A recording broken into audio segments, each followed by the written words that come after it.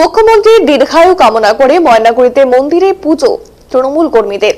আজ রাজ্যের মুখ্যমন্ত্রী মমতা বন্দ্যোপাধ্যায়ের ৭১তম জন্মদিন। আর এই উপলক্ষে মুখ্যমন্ত্রীর দীর্ঘায়ু কামনা করে মন্দিরে পুজো দিলেন তৃণমূল কংগ্রেস কর্মীরা। রবিবার উত্তরবঙ্গের ঐতিহ্যবাহী ও জাগ্রত ধাম জটিলেশ্বর মন্দিরে পুজো দিলেন ময়নাগুড়ি ১ নম্বর ব্লক তৃণমূল কংগ্রেস।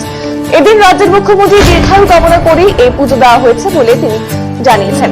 আর এদিন এই বিশেষ পুজো উপলক্ষে সকালে মন্দিরে জমায়েত হন কর্মীরা। এদিন উপস্থিত ছিলেন ময়নাগুড়ি ১ নম্বর ব্লক তৃণমূল কংগ্রেস সভাপতি মনোজ রায়, পঞ্চায়েত সমিতির সভাপতি কুমুদ রঞ্জন রায়, বিভিন্ন গ্রাম পঞ্চায়েতের প্রধান, পঞ্চায়েত সদস্য সহ কর্মী সমর্থকেরা।